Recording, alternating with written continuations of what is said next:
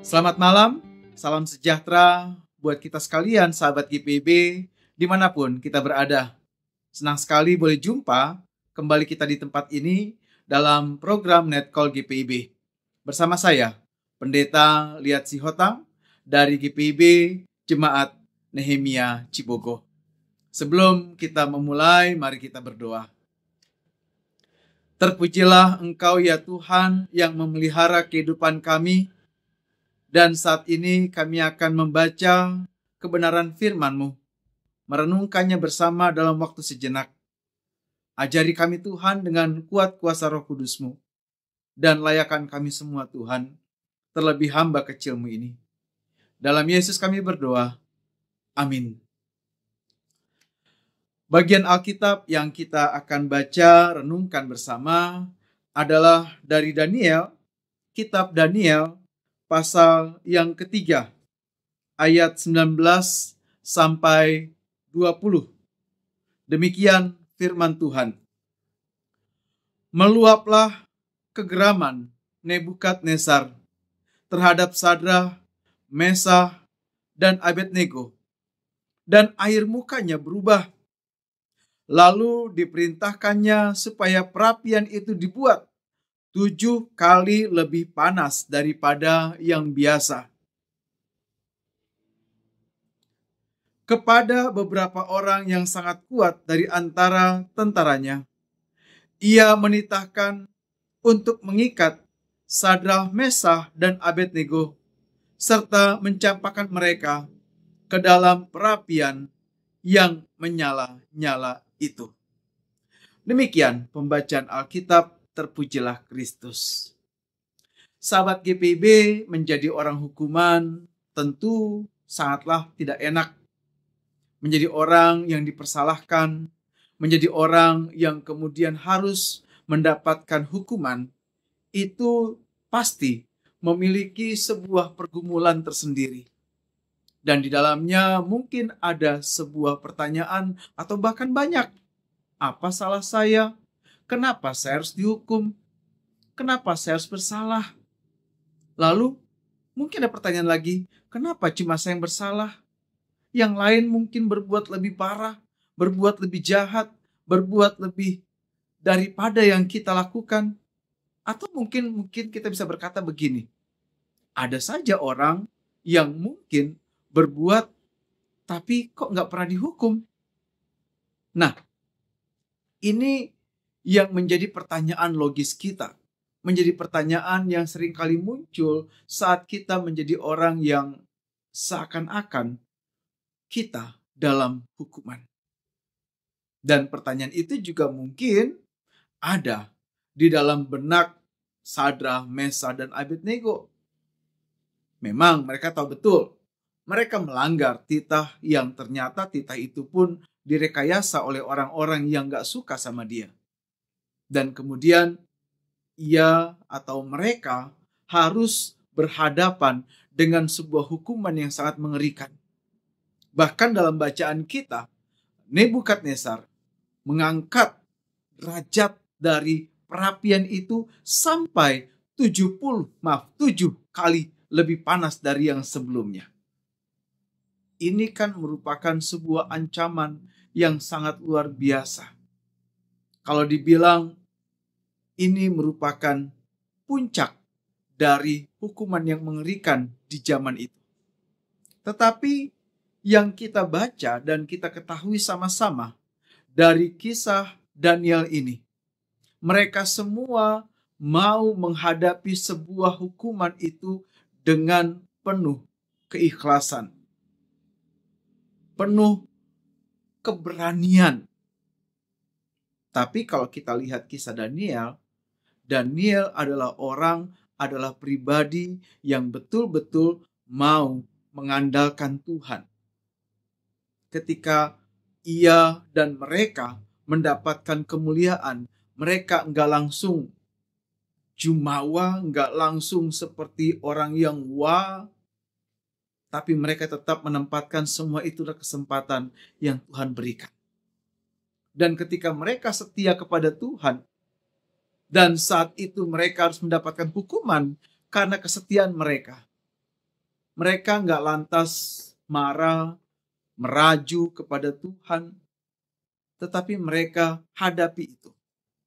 Mereka percaya bahwa Tuhan pasti ada di pihak mereka. Ini merupakan karakter, ini merupakan mental, ini merupakan kepribadian, ini merupakan nilai diri, value dari diri seseorang yang kita bisa pelajari.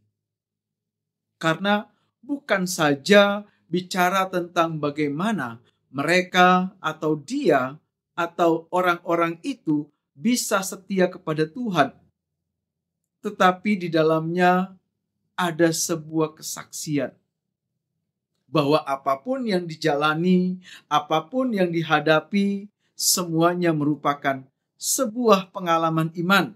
Dan ketika itu dijalankan dalam iman, iman itu sendiri akan menjawab apa yang menjadi sebuah pertanyaan yang ada di balik benak mereka yang beriman. Saudara, sahabat GPIB, kita diajak merenung tentang hal ini. Saya mau ajak kita menggarisbawahi beberapa hal. Yang pertama, ternyata memang betul menjadi orang yang terhukum atau seolah-olah ada dalam hukuman, nggak mesti orang yang bersalah. Bisa saja menjadi orang yang dipersalahkan. Tuhan Yesus sebagai Allah yang hadir di dunia ini untuk kebaikan kita, mengambil posisi itu. Ia sama sekali tidak bersalah, ia sama sekali tidak berdosa. Tetapi ia kemudian dicari-cari, dikorek-korek kesalahannya. Dan ketika ada satu kesalahan, itu diulang-ulang. Wah, orang ini akan merubuhkan bait Allah dan membangkitkannya atau membangun kembali dalam 3 hari. Artinya, isu itu digoreng terus, isu itu diangkat terus. Orang percaya itu sebuah kesalahan. Dan di situ Tuhan tidak langsung melakukan sebuah klarifikasi, pembelaan. Bahkan kalau kita pakai bahasa kita sekarang, Tuhan tidak lekas membuat sebuah pembenaran. Ia hadapi. Pun dalam cerita kita saat ini, Sadrah, Mesah, dan Abednego pun menghadapi. Mereka berjalan di dalam kesetiaan. Oleh karena itu, sebagai anak Tuhan, mari kita diajar untuk terus mau menyerahkan kehidupan kita, menyerahkan segala langkah hidup kita. Memang ada jalan terjal, ada jalan yang begitu menyakitkan yang harus kita jalani. Tetapi percayalah, Tuhan kita tidak pernah tinggal diam. Kalau kita punya iman, kalau kita punya karakter, kalau kita punya mental, seperti yang firman Tuhan kita baca saat ini, kita pasti akan mendapatkan yang terbaik dari Tuhan. Ketika kita tidak mengandalkan diri sendiri, pencapaian kita, kepemilikan kita, wewenang kita, kekuasaan kita, nggak bisa kita jadikan andalan untuk menghadapi hidup ini. Semuanya nggak kekal, semuanya hanya bersifat sementara. Tetapi saat kita mengandalkan Tuhan, saat kita kemudian mau mengatakan dan berkomitmen kepada Tuhan, Tuhan ini loh aku. Dan biarlah engkau yang hidup dalam aku hidup dalam engkau. Kita berjalan. Sekalipun ada orang yang mau menjegal kita, ada orang yang mau menjerumuskan kita, ada orang yang mau menghadang kita, kita jalan bersama Tuhan. Itu poin paling penting dalam hidup kita. Yang kedua saya mau ajak kita renungkan juga adalah saat kita melihat bagaimana mereka seolah-olah bersikap diam. Diam bukan berarti tidak berbuat apa-apa. Secara manusiawi kita bisa membayangkan mereka yang udah melihat perapian yang begitu panas, mereka melihat bahwa itu sudah 7 kali diangkat lagi derajatnya, semakin panas lagi. Ada sisi kemanusiaan mungkin mereka takut, ada sisi kemanusiaan mungkin mereka kemudian, ya ampun, ini ke akhir hidupku. Tetapi ketika mereka punya nilai yang pertama tadi, bahwa aku ini berjalan bersama Tuhan, pertanyaan-pertanyaan tadi itu akan segera terjawab. Karena Tuhan tidak akan pernah membiarkan kita sendirian. Dan saat kita berada dalam posisi itu, kebenaranlah yang membela kita. Sikap diam itu bukan berarti orang itu tidak mampu melawan.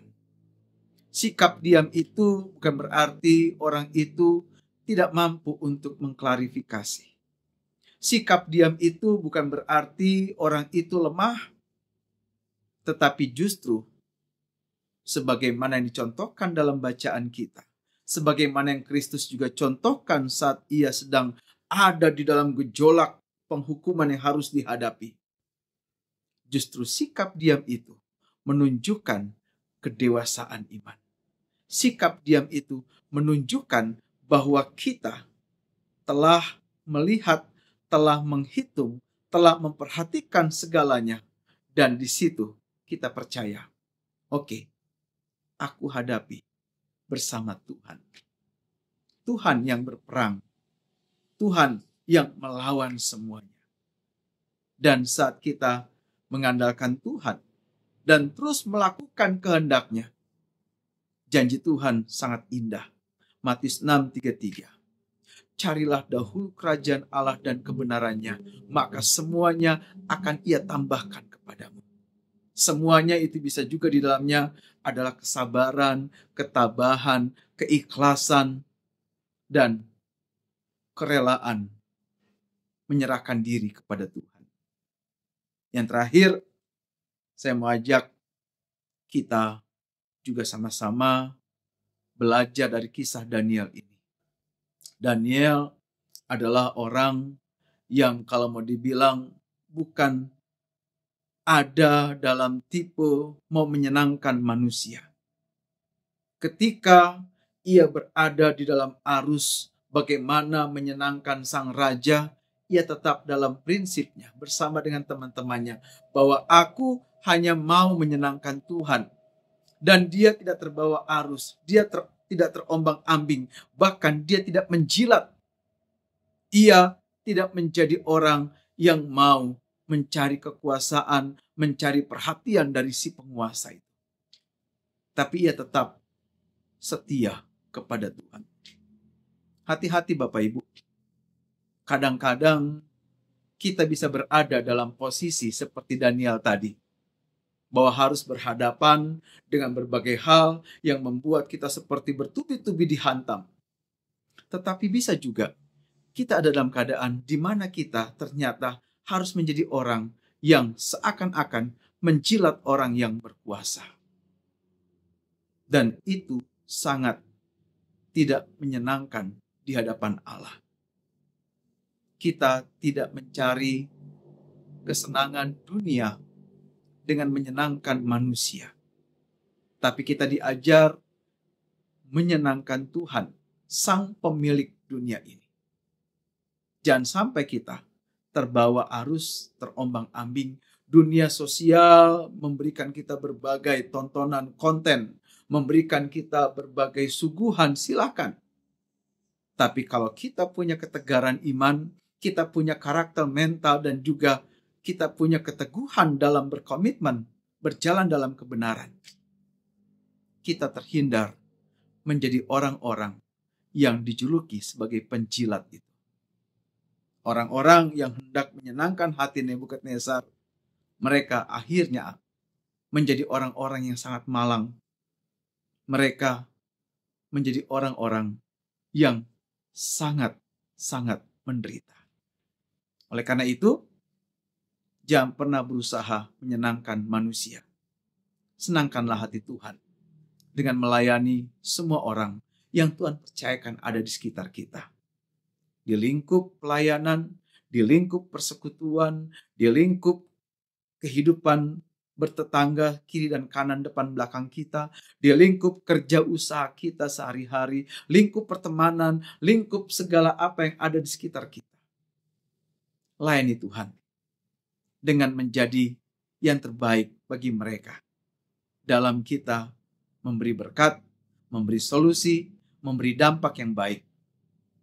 Bukan yang sebaliknya. Kita cuma mau mencari kesenangan sendiri, mencari kesenangan semata, menjilat sana, menjilat sini, dan kemudian kita justru sedang mempermalukan diri kita. Belajar dari karakter, iman, mental Daniel bersama teman-temannya, bahwa kita hanya ada untuk menyenangkan hati Tuhan. Tuhan memberkati. Amin. Mari kita berdoa. Terima kasih Tuhan, kami boleh dalam waktu sejenak ada di dalam perenungan akan firman-Mu. Terima kasih Tuhan, Engkau mengajari kami belajar dari seorang Daniel bersama juga dengan kawan-kawannya yang mau setia kepada Tuhan. Bukan mencari kesenangan dunia, bukan mencari perhatian manusia, tetapi mencari hadirat dan kemuliaan Allah selalu. Ajari kami Tuhan, karena seringkali kami ada dalam posisi yang seolah-olah terhukum karena tidak mengikuti apa kehendak manusia. Atau mungkin kadang kami juga berada dalam posisi di mana kami harus menyenangkan hati orang, menyenangkan hati penguasa, bahkan menjilat. Dan akhirnya kami mempermalukan Tuhan. Mari jadikan kami sebagai anak-anak-Mu yang setia, mengandalkan Tuhan dan selalu mencari kebenaran, sehingga kebenaran itu terus yang kami lakukan dalam hidup kami. Terima kasih Bapa, untuk sepanjang hari ini kami boleh bekerja, berusaha, melayani, dan beraktivitas. Tuhan berkati aktivitas kami selanjutnya. Bagi kami akan melanjutkan aktivitas kami. Dan istirahat kami, bagi kami akan beristirahat. Tenangkanlah jiwa kami, supaya kami terus boleh melihat bahwa Tuhan ada bersama dengan kami. Berkati yang sakit, berkati yang berduka. Tolong mereka semua. Korban dari bencana alam, banjir, erupsi Gunung Merapi, dan juga berbagai kejadian-kejadian yang ada di sekitar Indonesia ini Tuhan. Tuhan bersama dengan mereka. Tolong mereka Tuhan, jadikan kami tiang doa bagi mereka dan berkat bagi mereka. Bapa terima kasih untuk segala kebaikan Tuhan. Dan kami terus hanya mau berpengharapan kepadamu, Sang Firman yang hidup dalam kehidupan kami. Inilah doa kami Tuhan, sempurnakanlah. Berkati mereka yang mengasihi kami, Tuhan juga berkati mereka yang membenci kami. Semua doa ini kami bawa dalam Yesus, Tuhan kami yang hidup. Amin. Terima kasih, demikian perjumpaan kita untuk saat ini. Selamat beraktivitas, selamat beristirahat. Tuhan Yesus memberkati kita sekalian. Salam.